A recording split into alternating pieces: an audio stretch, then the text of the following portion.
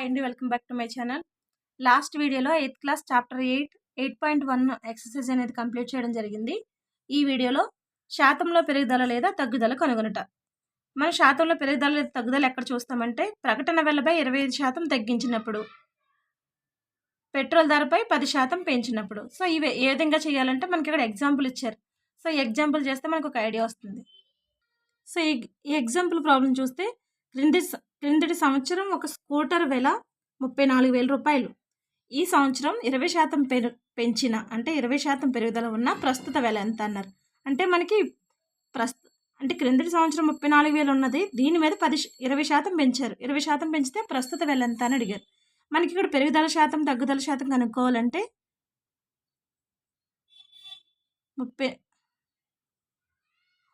క్రిందటి సంవత్సరం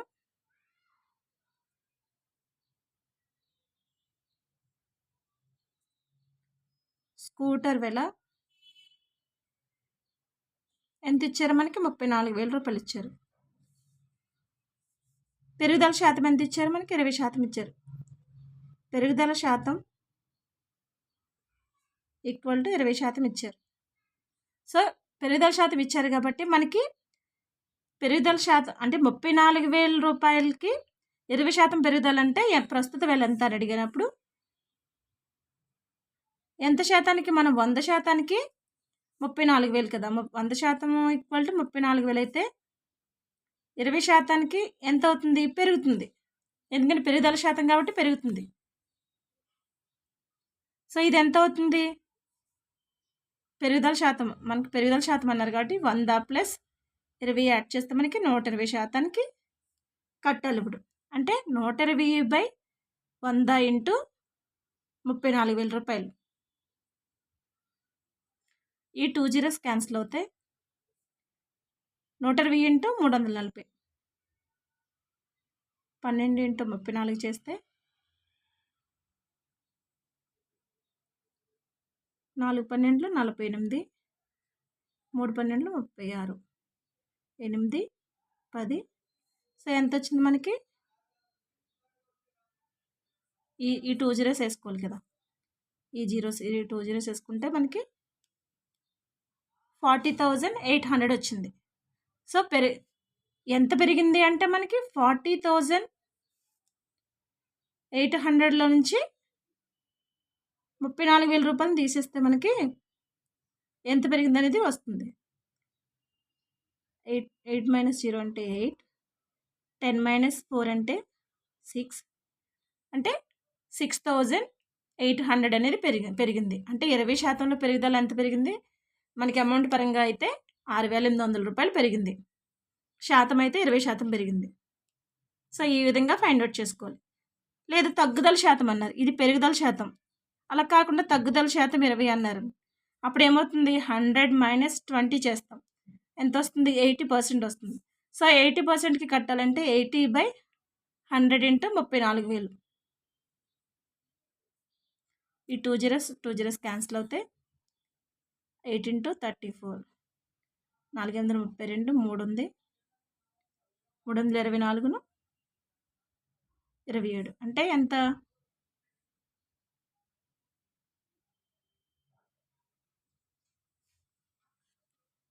27,200. అంటే తగ్గుదల శాతం అయితే మనకి ఇది, తగ్గుదల శాతానికి ఇది వస్తుంది. పెరుగుదల శాతం అయితే ఎంత వస్తుంది, ఎంత శాతం తగ్గిందంటే అమౌంట్ పరంగా ఎంత తగ్గిందంటే 34,000 రూపాయల నుంచి మనం 27,200 తీసేస్తాం. సబ్ట్రాక్ట్ చేస్తే 0 0, ఇక్కడ బారోయింగ్కి వెళ్తే 10 అవుతుంది. 10 - 2 అంటే 8, 3, 10 - 7 అంటే 3, అంటే 3,800 అనేది మనకి తగ్గింది.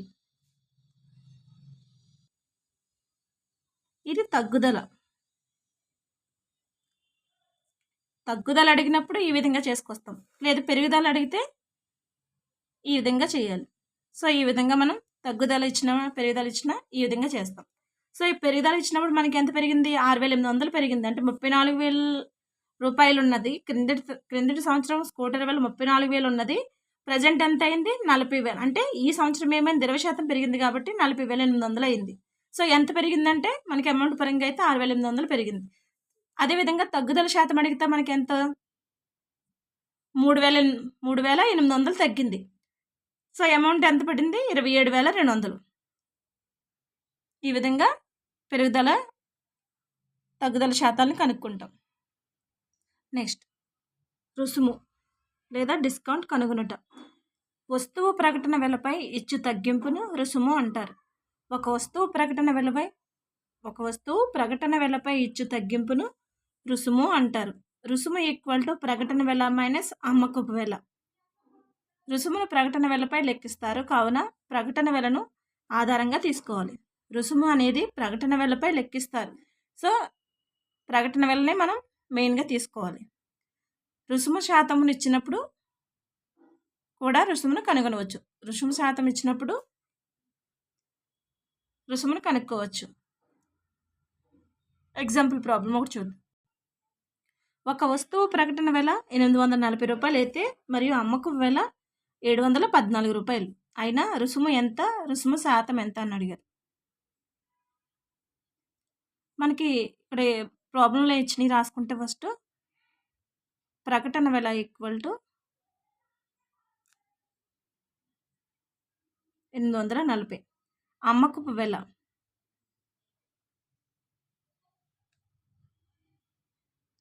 714. రుసుముకి ఫార్ములా ఏంటి మనకి? రుసుము ఈక్వల్ టు ప్రకటన వెల మైనస్ అమ్మకపు వెల. ప్రకటన వెల ఎంత ఇచ్చారు మనకి? 840 ఇచ్చారు. అమ్మకపు వెల 714. సో 840లో నుంచి 714 తీసేస్తే 10 మైనస్ 4 అంటే 6, ఇక్కడ 3 ఉంటుంది, 3 మైనస్ 1 అంటే 2, 1. రుసుము ఎంత వచ్చింది? 126 రూపాయలు వచ్చింది. మనకి ఇక్కడ రుసుము అడిగారు, రుసుము శాతం ఎంత అడిగారు. సో రుసుము శాతం ఈక్వల్ టు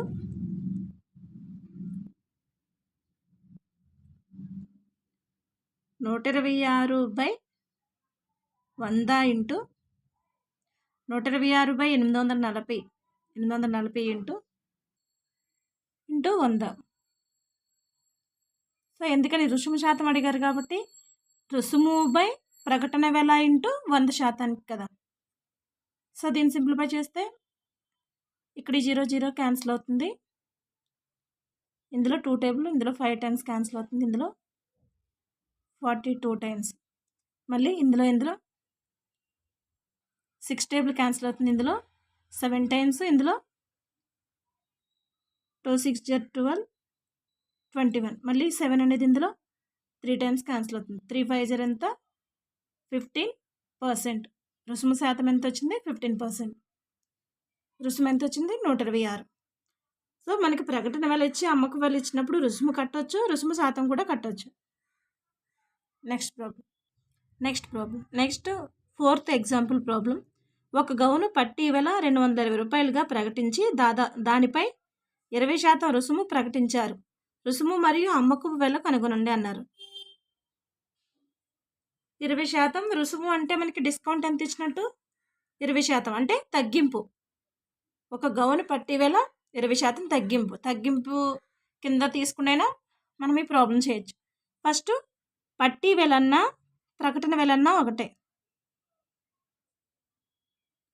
ఒక గౌను ప్రకటన లేదా పట్టీ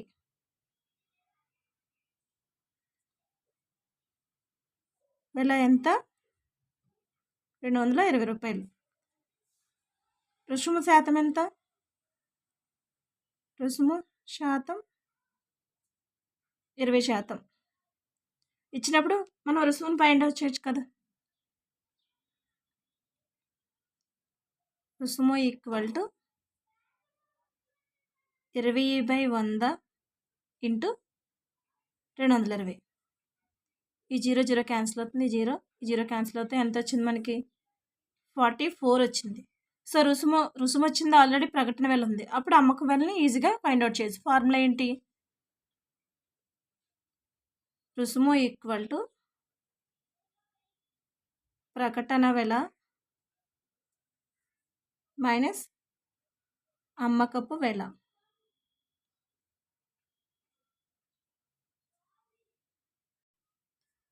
దీన్ని మనం షార్ట్కట్లో ప్రకటన వెల మైనస్ అమ్మకపు వెల ఈ విధంగానే రాయొచ్చు. రుసుము ఎంత వచ్చింది? 44 ఈక్వల్ టు ప్రకటన వెల ఎంత? 220 మైనస్ అమ్మకపు వెల. సో అమ్మకపు వెలని ఇటు తీసుకొచ్చి దీన్ని ఇటు తీసుకొస్తే ఏమవుతుంది? అమ్మకపు వెల ఈక్వల్ టు 220 మైనస్ 44. 220 నుంచి 44 తీసేస్తే మనకి 10 మైనస్ 4 అంటే 6, ఇక్కడ 1 ఉంటుంది. 11 మైనస్ 4 అంటే 7, 1. అమ్మకపు వెల ఈక్వల్ టు ఎంత వచ్చింది? 176 వచ్చింది.